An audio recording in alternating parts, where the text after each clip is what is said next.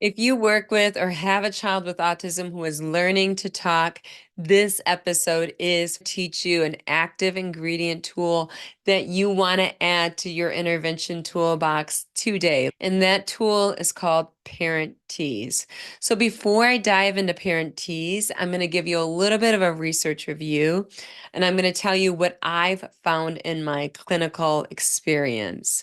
So, first of all, a little research review because there's some exciting research that just came out last week in Nature. And this is the Nature Human Behavior arm of Nature. And they studied in 77 brain scans of individuals that had developmental language disorder. And this is what's cool. What they found is 100%, all 577 participants had damage in an area of the basal ganglia known as the neostriatum. Stay with me here because if you can imagine the children you've worked with developmental language disorder, when I tell you the areas of functioning this area of the brain is responsible for, you're going to say, check. Behaviorally, I've seen that this is an area that they have issues in. Now, the neostriatum is responsible for number one, movement. So we're talking about processing movement, planning movement, programming movement, executing movement. That is an area of the brain that this area that is abnormal is responsible for. Number two, processing emotion. Number three, processing language. Number four, processing speech. Number five, executive function. Number six, motivation to initiate a task or to inhibit inhibitory control to not be distracted. So these areas of the brain is what the neostriatum is responsible for. And this is the area that was abnormal in 100% of the 577 brain scans. This is some meta-analytic research. They did not pick out 577 individuals that had this injury. They looked at all the brain scans and they said, what do they have in common? So we know already from our behavioral research of people with developmental language disorders that these other issues that occur, that developmental language disorder does not occur in the mouth, it's multifaceted in nature. And for this, we need to take a multifaceted approach. Now, the neostriatum interacts with the cerebellum. Now remember, the cerebellum is the powerhouse of the brain. That is the real CEO that is calling the shots to every area of the brain. It connects to 99% of the brain. So the cerebellum is very, very powerful, and it is constant communication with the basal ganglia. They found in these brain scans 84% of the people with developmental language disorders also had abnormalities in the cerebellum. When you look at the cerebellum, it's very similar in what's it responsible for as the neostriatum. So we have two very similar areas of the brain. Now, what we want to do is we want to improve the processing of language and speech. So for these people with developmental language disorders, what we want to do is we want to help these children process language. So what we want to do is we want to break through all of that environmental background noise. So everything that they're processing in the environment, and we want the language and the speech to stand out. We want it to break through the ice of distraction. So that's called a signal to background noise ratio. We want the signal, and the signal is the speech and the language to just be like a spotlight in the midst of all of the distraction that they are processing. How are we going to do that? We know that there's neurological abnormalities that are making this difficult, but we have control over the environmental input. We can impact the input and make the input stronger. So we're going to make speech and language stronger so the signal is stronger amidst all of the background noise. And how are we going to do that? we're going to use parent tease. I'm going to first tell you what it is and what it isn't. And when I tell you what parent tease is and isn't, then we're going to talk about how is it going to help these children with autism develop speech. Because as Noam Chomsky said, children cannot produce language unless they can process it. What the parent tease helps with is it helps the children process language by making the language stand out. We're putting the speech and language under a spotlight. Okay. I always think of this as the jazz hands approach. Like this is where we're really hamming up the language and we're pretending that the child that you're talking to is in row ZZ, the balcony nosebleed seats, and you do not have a microphone. You are using your body, you are using your face, you're using vocal expression, you're using expression of your facial expression, everything to convey your message to the person in the back row. Okay, so how are we going to do that? Is through parent tease. And parent tease is grammatically correct. So when you think about parent tease, I think you're automatically thinking, oh, baby talk, like goo goo ka ka ka ka ka. No, no, no, no, no, no, no. We're using real words. It's not caveman speech. We're not saying dog go, dog blue, dog in, dog out. The research indicates that children benefit more from, and I'm talking about children, I mean the children with autism, they benefit more from grammatically correct sentences. So these are grammatically correct sentences and using real words. So when we're using these words, we want them to stand out, and we're going to do that by speaking more slowly. You can think about ready, set, go. And I write a chapter about ready, set, go. It was ready, set, no, perhaps. That's in my 32 intervention strategies with autism book. So you can check that out. But I'm going to give this an example because everyone that works with autism knows the ready, set, go. So what's happening when we say ready, set, go? What you're doing there is you're elongating the vowels. Ready, set, and you're also, by elongating those vowels, what you're doing is you're drawing more attention to the words.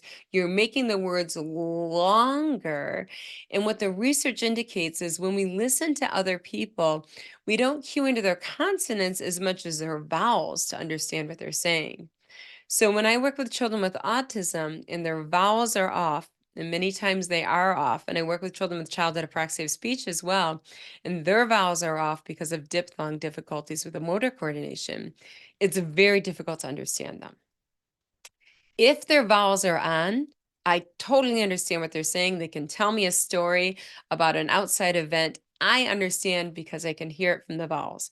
And the research indicates that if your vowels are correct, if your vowels are accurate, it makes you much more intelligible, and it matters a lot more than the consonants. So the vowels really carry the information when we're talking about conversational speech. So we cue into the vowels, and we're making the vowels longer. We're making the vowels louder. We're drawing attention to the speech and language. We're putting a spotlight on the speech and language and the sea of sensory distraction. So if you're thinking about someone with attentional difficulties, with sensory processing difficulties, where they're just taking it all in all at once, we want to pop through that with our spotlight on speech and language.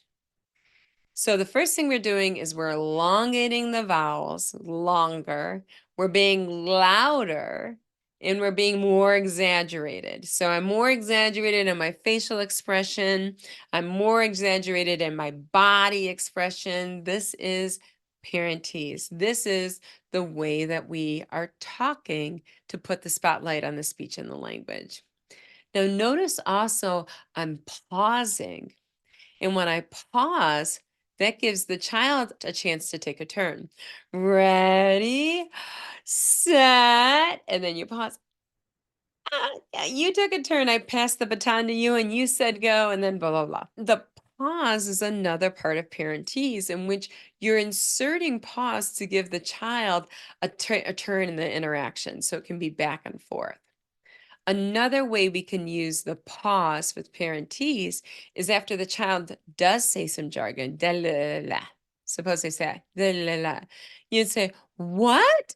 And then you go and you interpret that. You saw the doggy. You saw a doggy. Where's the doggy?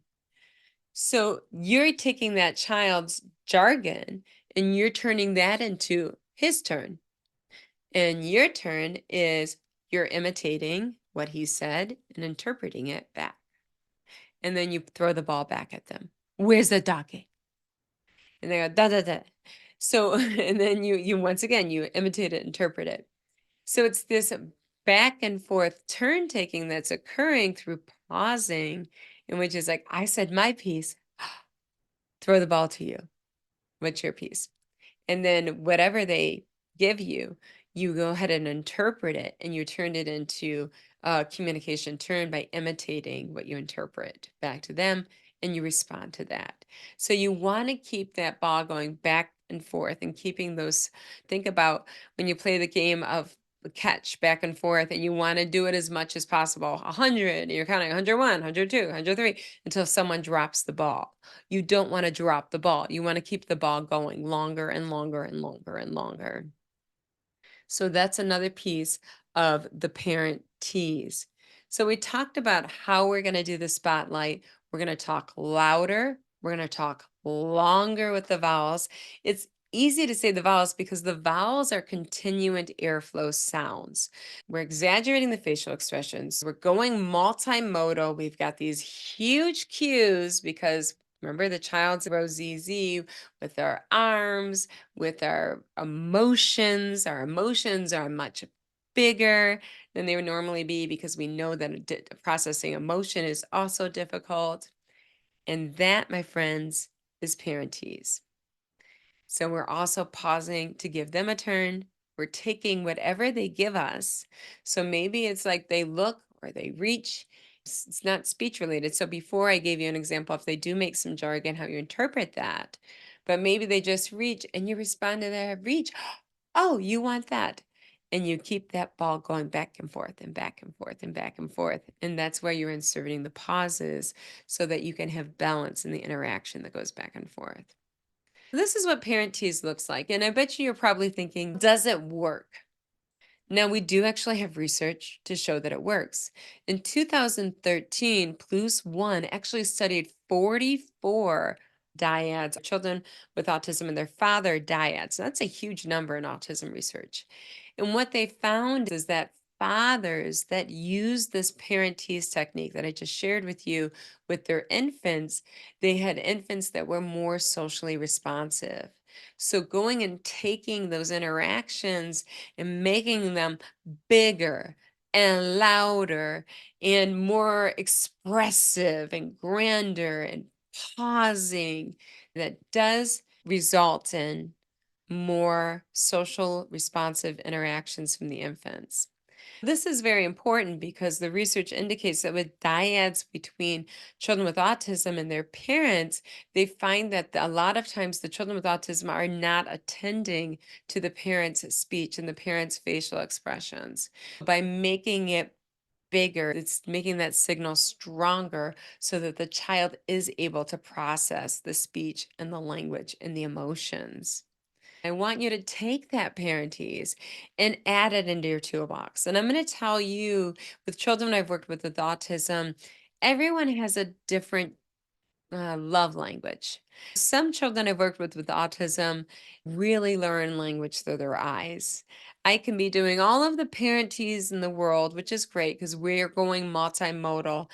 But the secret sauce was that I provided the print with it. So by having the print, green grapes. It was like, that's my secret sauce. I learned how to talk by reading first, and that was my side door in order to develop speech. I have another student where I've done multimodal, and the print really did not seem to help. The student really doesn't pay attention to print. But what I would say accounted for this student learning to talk is actually 100% parentese. With this student, when anyone uses parentese, the student is not only imitating immediately the parentese, but then the student is using the parentese later at a contextually appropriate time in a gestalt manner, and then later on spontaneously. But I can account to if I wrote a language sample of all of the gestalt phrases that this child uses appropriately in appropriate settings, I could go and say, I know where she learned each of these phrases. Now she's at a point where other people that don't know this child, they can't tell. They think that this child is just spontaneously producing these phrases because that's the way it works. It's just like the ABCs and the one, two, threes. Gestalt language development. It has a fancy name, but it's really about learning through memorization first. And then after memorizing something, you use it in a generative and more spontaneous manner. But first, you got to memorize it before you're able to play with it. That is where we are today with parentese. It's going to help some students. It's going to be everything for other students. And that's what I'm going to tell you. I've worked with students where the parentese was the secret sauce and the wonderful dust that resulted in that child developing language. And this child could be a child that was developing language at 5 years of age for the very first time. And then years later is a totally fluent speaker. But the print and all of the other things weren't the avenue for them to learn language. The avenue for them to learn language is bring out the jazz hands.